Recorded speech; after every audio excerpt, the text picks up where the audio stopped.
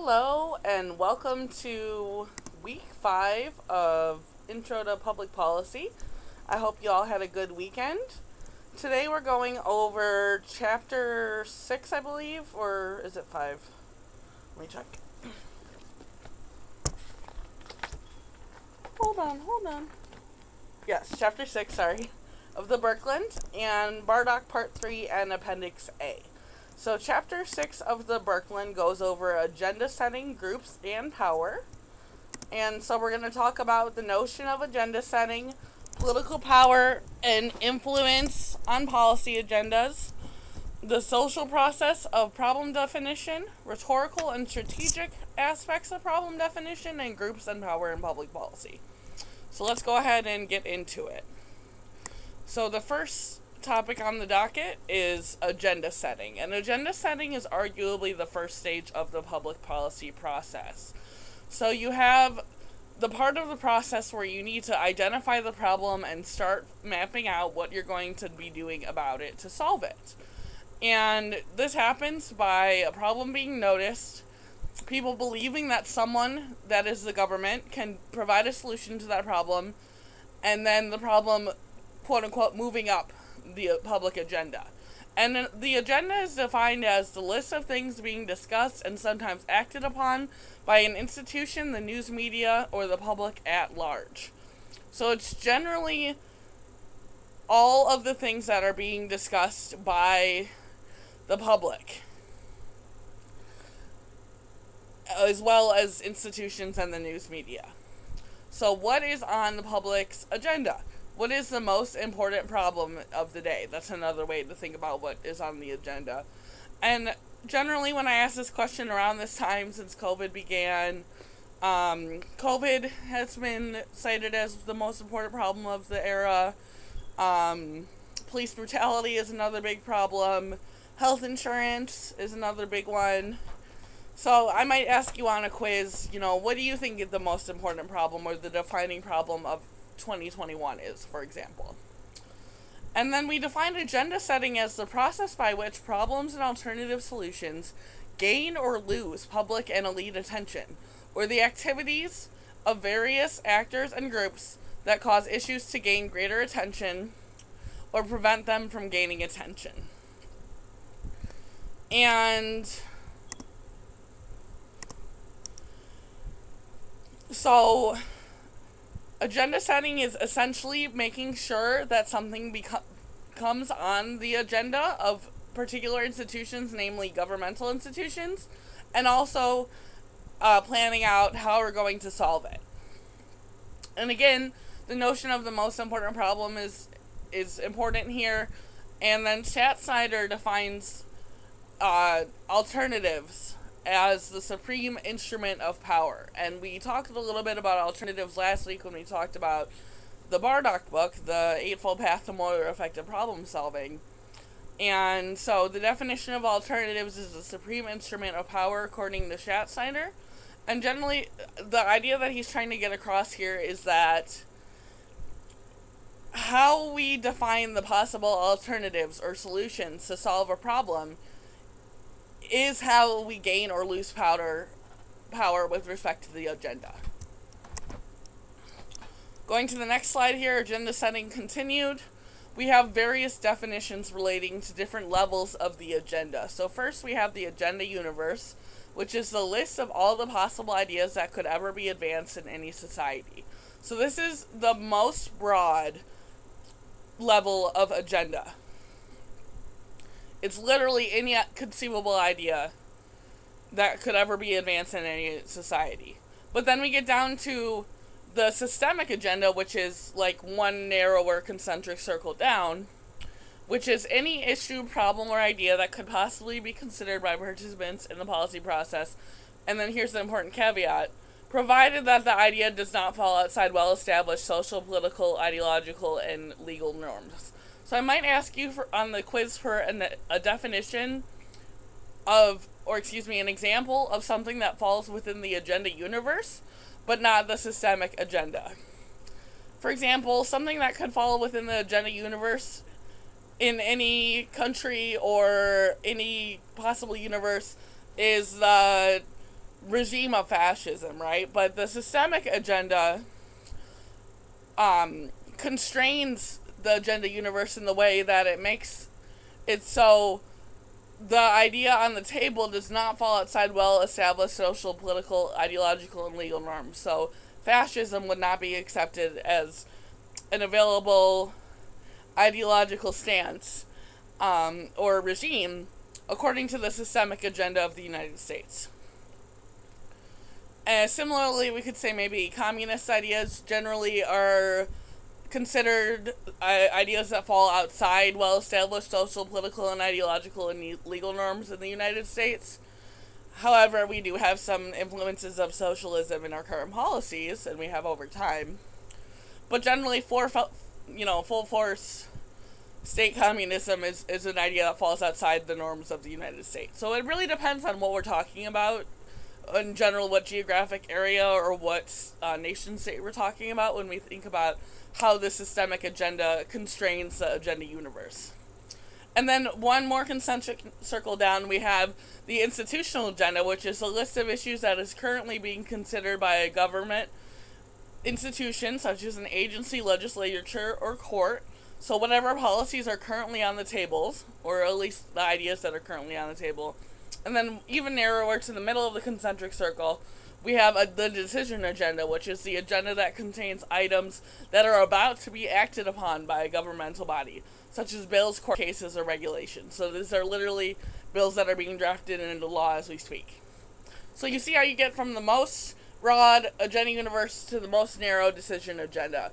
And I expect you guys to understand how the agenda universe, systemic agenda, institutional agenda, and decision agenda relate to and differ from each other, and I might ask you that on the quiz. And then in this section, we also have the definition of enactment, which is the act of putting a decision such as legislation or regulation into effect. Okay, we have some various case studies, and I just put some discussion questions on here for you to think about because I assume you already know what the case studies are about. The first one was about e-scooters, well, assuming that you have read the chapter. You saw time. But, so the idea is that e-scooters became more popular in the 2010s, and people thought that they were great. However, people began to realize that they can become dangerous at times when combined with motorists on the road, and so some hospitalizations led to the scooter issue rising on the agenda, as well as the issue of related to the scooter issue of littering of scooters. And I just ask you guys, what are the claims being made about the benefits and disadvantages of these scooters in your community or our community of Detroit? I hear some talk about this, although I haven't heard that we had a particularly well publicized incident of an accident or anything like this, but a lot of people think that the scooters are kind of a public nuisance because people just leave them around anywhere, and there are also safety issues around that. So then I ask you guys, how can we successfully regulate scooter problems to ensure public safety? Can they be regulated effectively, or should they be banned? So just something to think about. And then the second case study is on school shootings, and just goes over some historical school shootings from the last 30 years or so, starting with Columbine. And the main question here is, how do ideas get winnowed down in the agenda setting process? So there were a lot of speculative ideas proposed regarding, the causation behind school shootings. Is it the prevalence of guns in our society? Is it video games? Is it mental illness? What is the cause of all of these school shootings? And then I want you to think about how these ideas kind of got winnowed down through agenda setting to our understanding of the origins of school shootings now, or if they have at all. Have we made any progress on the issue of school shootings? Have we been able to identify the root causes of it and how to solve it? I would argue that it would seem that we haven't figured out how to solve it yet. However, we have made some headway in identifying some of its origins. But we still have a lot of school shootings and public shootings in the United States, in particular, more than any other country in the world. So it's definitely still an issue that's high on the agenda currently in 2021. And I might ask you, what you think the main causes of the prevalence of school shootings is in America, and then what could be some possible policy solutions to solve them based on, those kind of narrative causes that you provide in your answer. Okay, the next section gets into political power and influence on policy agendas.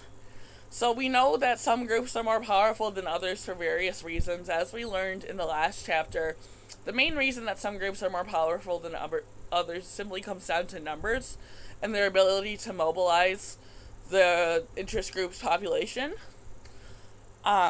Generally, more group members means more voting power, more influence on the media and on the government, etc. And then we need to define and distinguish between the two faces of power when we're talking about how some groups are more powerful than others and the power that they exert over others. And the first is the ability to compel people to do things against their will, as in when A participates in the making of decisions that affect B. So I may ask you to come up with some examples of this. We could think of parents' ability or control over their children to make them do things against their will. We could think of the government's ability to exert the power of taxation on the general public, of which it could be argued that many don't want to pay taxes. So that could be considered a thing that the government exerts against the public's will. Things like this. But then the second phase is a little different. It's when A prevents B's issues and interests from getting on the agenda or becoming policy, even when B really wants these issues raised. So this one may be a little more discreet or secretive, or maybe covert is the right word I'm looking for here. So this is when we think about how particular groups or demographics of people, either interest groups or just groups of people in general, more loosely defined, prevent other groups' issues from getting on the agenda at all. This happened during the era of slavery, most obviously, when white landowners and slave owners prevented Black Americans' issues from getting on the agenda at all by stating that they were to be property and not people. And then this continued throughout American history until really the civil rights era of the 1960s. I mean, of course, slavery was abolished much earlier than that, but we know that the remnants of racism, or even full-force racism, is still alive in America today. So a question I might pose to you is, how do racist white people prevent Black people's ideas from getting on the agenda at all? Still due to systemic racism in America today. Or, any other group of people, how do they prevent another group of people's ideas from getting on the agenda? And generally we think about the way this goes, the order of operations is that a more powerful group exerts the second phase of power over a less powerful group. And this group can be defined again in terms of demographics or geographical areas or interest groups, such that even the reigning policy agenda in a particular policy area can prevent another group who has a different idea about how the policy ought to be from getting their ideas on the agenda at all, just by exerting their own power and influence by maintaining the status quo. So it doesn't have to be demographics, it could also be interest groups. And this is able to be done again through the bias of the political system. The political system is kind of biased toward the status quo in the United States due to we talked about the constitutional forces of policy restraint. And so it's, as a lot of you discussed in your answers to the quiz 2, I believe, or maybe it was on a discussion board, the United States is really slow to make progress and change, and especially in areas relating to things like civil rights, economic rights, labor rights, etc. And this is because certain groups dominate over time and maintain the status quo. However, it doesn't mean that the United States is not capable of change. It just means that it takes more work and more time. And another way that groups can exert political power over others is through kind of imposing a type of quiescence where the subjugated group or subordinated group feels as if they ought not to speak up on their own issues, ought not to raise their issues on the agenda, because there's just simply no point. Because they've encountered so much resistance over time, and they believe that nothing will be done, which is, a totally fair belief to have when you've been oppressed for centuries, sometimes in some cases. And then in this section, we also have the definitions of pluralism and elite theory. And pluralism is a theory, assumption, or belief that there are many groups that compete with each other in a reasonably open political system, and that policy results from this group competition. And pluralism is an essential facet of classical liberalism, which we talked about in the first week. Classical liberalism kind of necessitates the adoption of pluralism in a society because it allows for the free exchange of ideas and the proliferation of different interest groups and associations and organizations that have differing ideas that are all allowed to coexist. But then because all of these different ideas and different people are allowed to coexist, they have to fight with each other to get their issues raised on the agenda. So you would say, for example, that maybe the United States has more of a pluralist, and other, highly industrialized nations have a more pluralist agenda, or a more pluralist definition than, for example, communist countries like China or Cuba, where certain ideas and factions are necessarily suppressed that go against the reigning ideas of the nation. So pluralism would be active in the more highly industrialized democratic nations and less active in different kinds of political organizations and nations. And then elite theory is a theory or belief that policymaking is dominated by the best educated, wealthiest, and most powerful elites. And this is kind of an idea that dominates many people's thinking of politics, such that some people become even,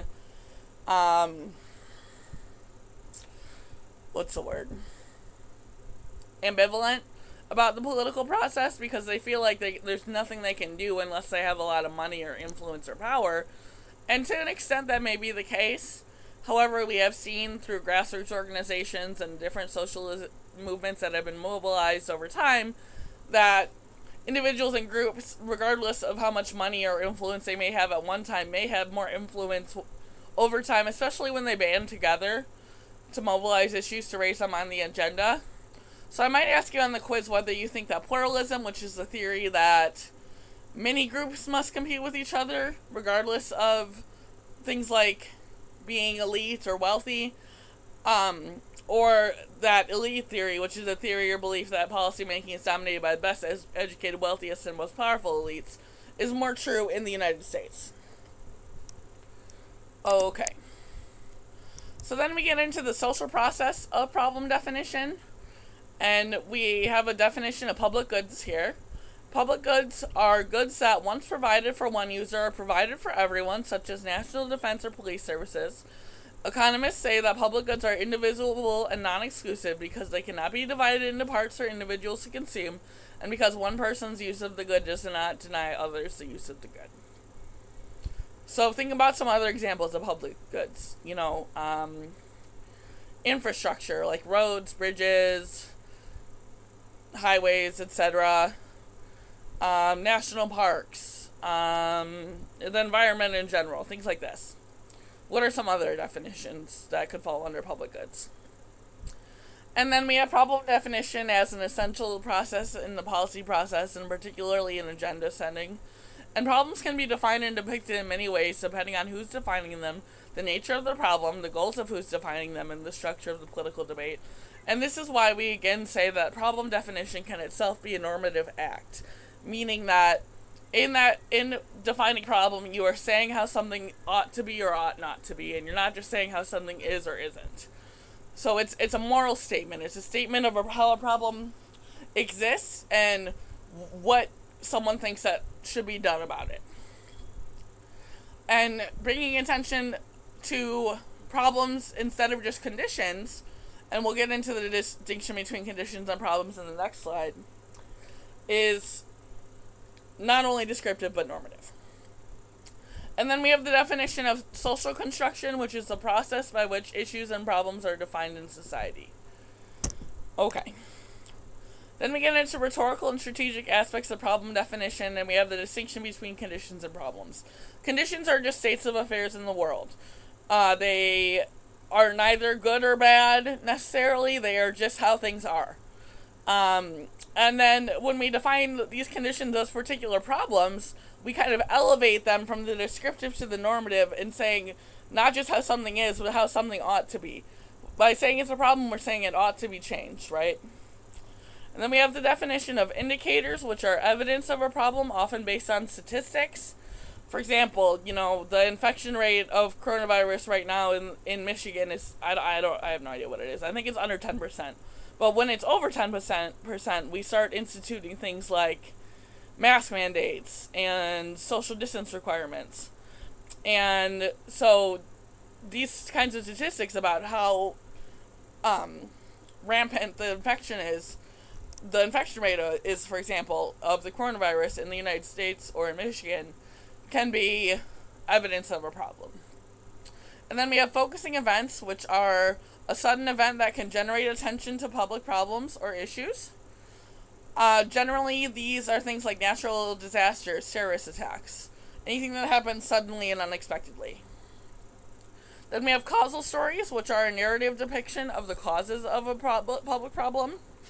And again, these are generally made in the form of normative statements, because when you're aligning a cause with an effect, you're not generally just saying that this is how something is. You're saying that this is the evidence of how something is, and this cause needs to be rectified. And then we have aggregate data, which is data based on the adding up or aggregation of smaller data points. And then there's a point here about the reliability of statistics. We need to recognize that statistics can be manipulated and used to particular people's advantages or disadvantages. And this is because you can frame statistics in different ways, and especially when you're using graphics, like pie charts or linear charts or anything like that, to make things look more severe or less severe than they really are.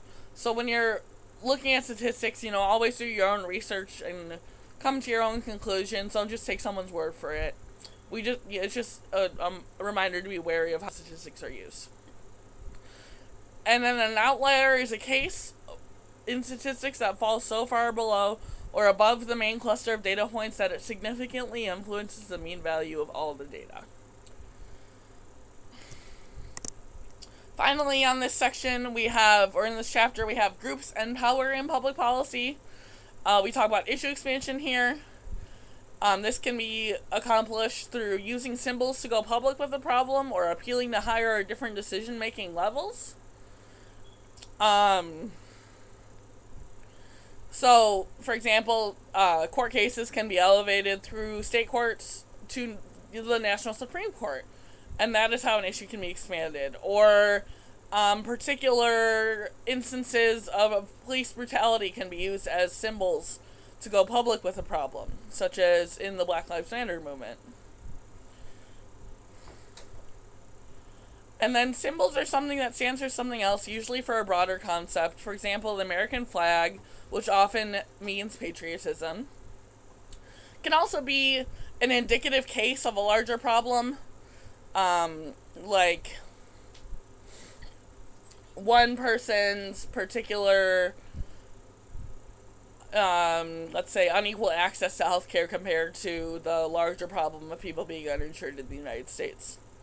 So we have the definition of a policy monopoly, which is a term coined by Baumgartner and Jones to describe a fairly concentrated, closed system of the most important actors in their domain who dominate or monopolize policy making, which is similar to the idea of the Iron Triangle. We have windows of opportunity, which are terms used in Kingdom Streams metaphor to describe the points in time at which the policy changes are more likely as the various streams, which are political, problem, and policy, are joined. And, excuse me, we'll talk a lot more about this when we talk about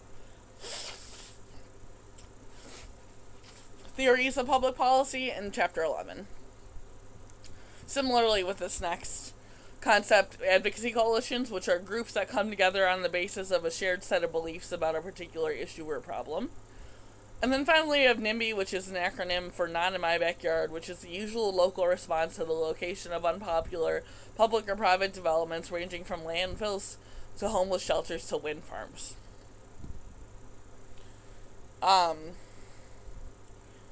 I know this used to be an issue in large cities with incinerators. It's definitely an issue in rural areas with the location of airports located near residential areas, things like this. Often has to do with issues of pollution. So, yeah. Okay, and then the other part that I wanted you to read for this week was Bardock Part 3 in Appendix A. And this just gives you some tips for going through your policy analysis paper, and also discusses different things that governments do. So let's talk about Appendix A first, which is things that governments do. We have a list here: taxes, regulations, subsidies and grants, service provision, agency budgets, information, the structure of private rights, the framework of economic activity, education and consultation, financing and contracting, and bureaucratic and political reforms. And under each of these slides are just different lists of examples from the Bardock of what each of these things mean and how they come into force in terms of what you might, as a citizen, might do, or excuse me, what you as a bureaucrat might do if you become a bureaucrat, and why you might do it. And I might ask you on the quiz to identify which of these you think is the most,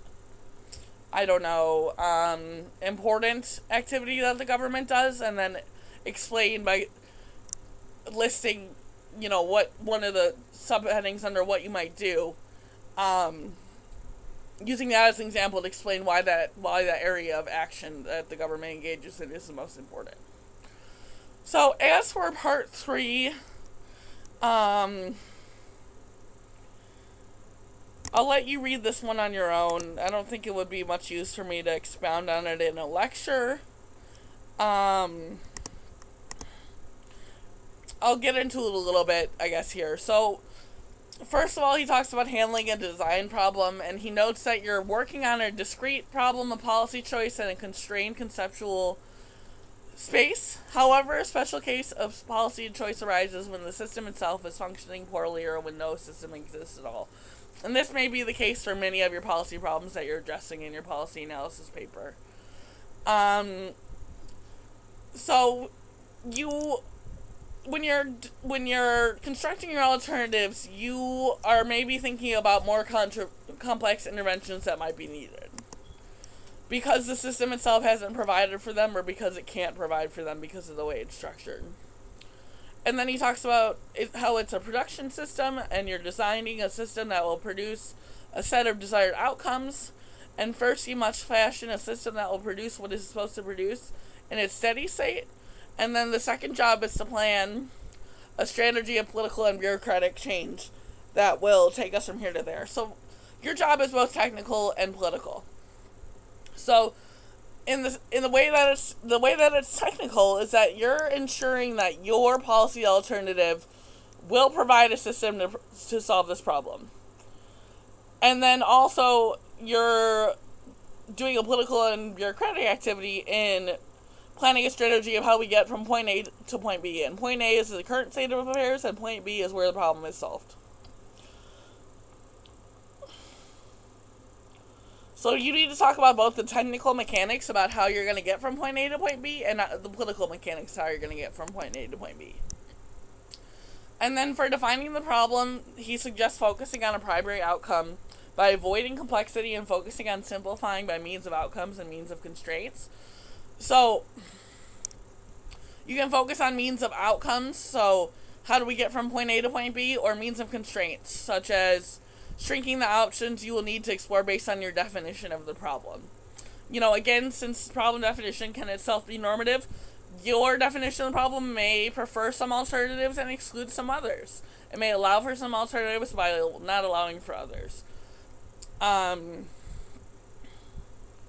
For example, if you define abortion as a public problem, then one of your list of alternatives is probably not going to be, the universal allowance of all abortions for any reason.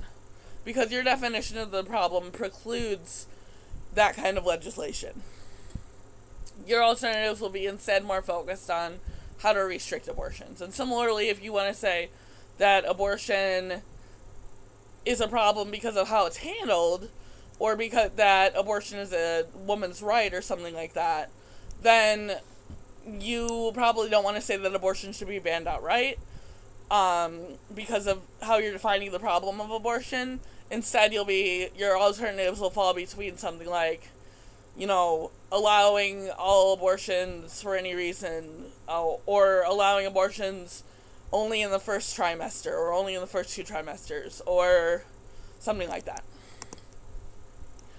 Okay, and then constructing alternatives. For constructing alternatives, he suggests using your hunch and experience, checking your assumptions as you proceed, and designing a case processing system.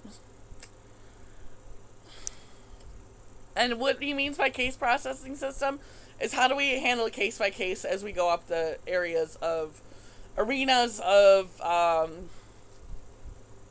width, I guess is one way, or generality is another way to say this.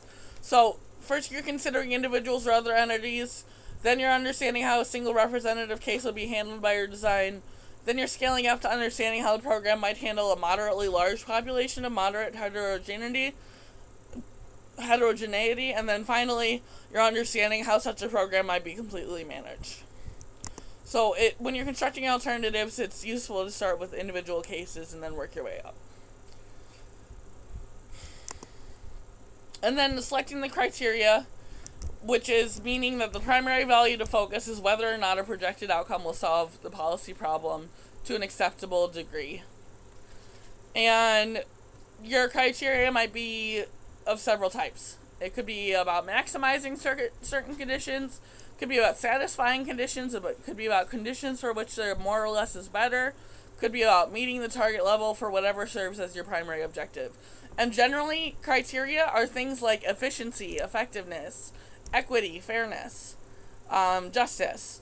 They're not things like getting more cars on the road. Do you see how those are different? They're more conceptual. They're not as specific. So if you are having trouble coming up with criteria that's relevant to your particular problem, just reach out to me.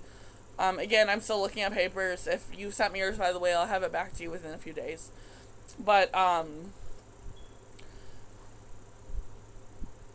your criteria should be general in nature, and they should be conceptual. They should not be really specifically tailored to a problem. Because the criteria we're talking about are general criteria that any policy program could live up to or fail to achieve. So that's why we don't want to get specific.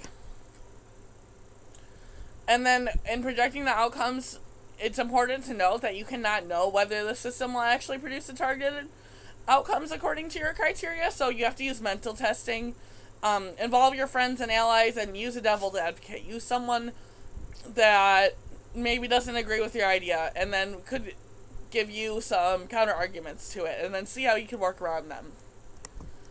And then for confronting the trade-offs, what you're doing is comparing your alternatives to each other to determine how they fare according to different criteria.